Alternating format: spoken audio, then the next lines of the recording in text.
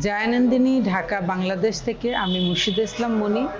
সবাইকে শুভেচ্ছা জানিয়ে শুরু করছি আজকের অনুষ্ঠান।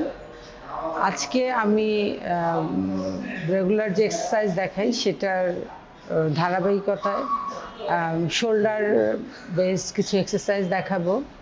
কারণ আমি এর আগে দেখিয়েছি বেলি ফ্যাট বা লোয়ার বডির।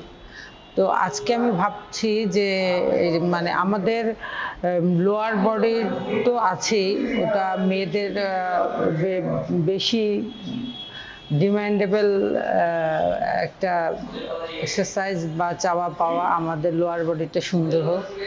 তো এটার সাথে আপার বডিরও একটা সূক্ষ্ম সম্পর্ক আছে, বিকজ লোয়ার বডিটা সুন্দর হলে আপার বডিটার সাথে লোয়ার বডিটার একটা সম্পর্ক আছে। যেমন আমাদের যদি শোল্ডার, আমি আজকে শোল্ডার নিয়ে এক্সারসাইজ দেখাবো, এর জন্য কথাটা বলছি যে আমাদের শোল্ডারটা যদি চওড়া হয়, দেন আমাদের লোয়ার মানে বাট থাই এটা ভারী হলে, যদি আমাদের শোল্ডারের দিকটা অনেক ওয়াইড হয় বা টোন হয়, তাহলে আমাদের কোমরটা একটু থিন দেখা যায় তুলনামূলকভাবে। শোল্ডারের এক্সারসাইজটা অনেক জরুরি। তো আমরা এটাকে অতটা গুরুত্ব দিই না, বা মানে বেশিরভাগ ক্ষেত্রে দেখা যায় আমরা বেলির প্রতি একটু অ্যাটেনশন বেশি দেই। ঠিক আছে, বেলি ফ্যাটটা আসলে বেলিতে এসে একটু বেশি জমে, কিন্তু আমাদের শোল্ডারের দিকেও এই জন্য খেয়াল করতে হবে। কারণ আমাদের শোল্ডারটা যদি টোন না থাকে তাহলে কিন্তু ভালো লাগবে না। আর আমাদের শোল্ডারের যে মাসেলটা, অ্যাকচুয়ালি আমাদের মাসেলই হচ্ছে আমাদের শক্তিটা ধরে রাখে যেহেতু। তো আমরা এই জন্য আজকে শোল্ডার বেস এক্সারসাইজ করব। তো আসেন শুরু করি।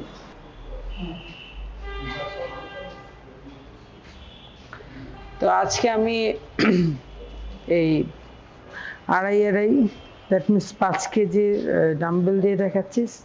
এটা হচ্ছে সাইড রেজেস।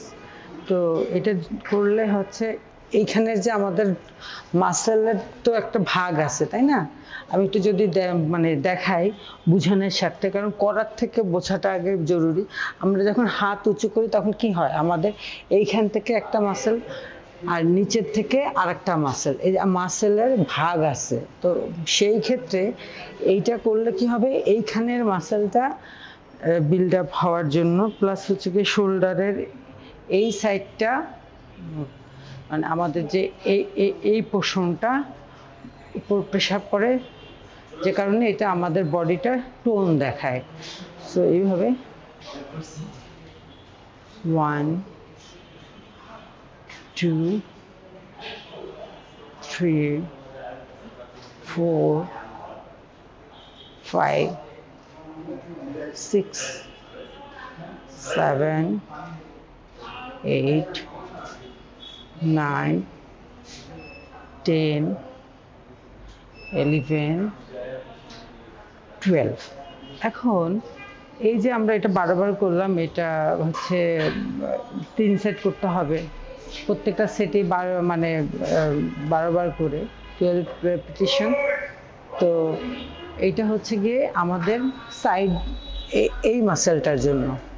এইটাকে আবার যদি আমি এই সেম ওয়েট দিয়ে যদি এটা সামনে নিয়ে আসি, তখন হচ্ছে গিয়ে করতে হবে এইভাবে 1 2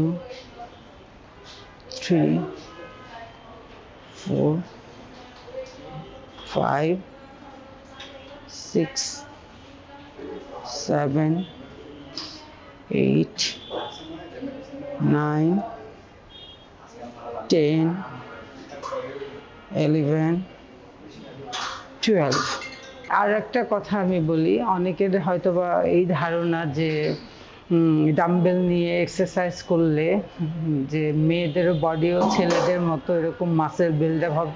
আসলে কিন্তু এই ধারণাটা ভুল, কারণ ছেলেদের শরীরের হরমোন আমাদের শরীরের হরমোন এক না। তো এই ডাম্বেলটা রেখে আমি এখন একটা 5 কেজির ডাম্বেল নিচ্ছি, এটা দিয়ে আমি একটা এক্সারসাইজ দেখাবো। তো এই জন্য আমাকে প্রথমে এই টুলটাকে করতে হবে। এই তো আমাদের সবার প্রথমেই মাথায় রাখতে হবে যে আমাদের ওভারঅল বডিটা যেন আমাদের হয় না যে শোল্ডারটা একটু ইয়ে হয়ে আছে, কাঁধটা এরকম হয়ে আছে, একটু ভেঙে আছে, টোনের একটা ব্যাপার আছে, থাই বাট বেলি সব কিছুরই একটা ইসের ব্যাপার আছে। তো এটা করতে হলে প্রথমে আমাকে কি করতে হবে, এইটাকে প্রথমে সাইডে আনতে হবে। হ্যাঁ, এই যে কাঁধ বরাবর এটা জাস্ট উপরের দিকে উঠে যাবে আর আসবে কানের কাছে। 1 2 3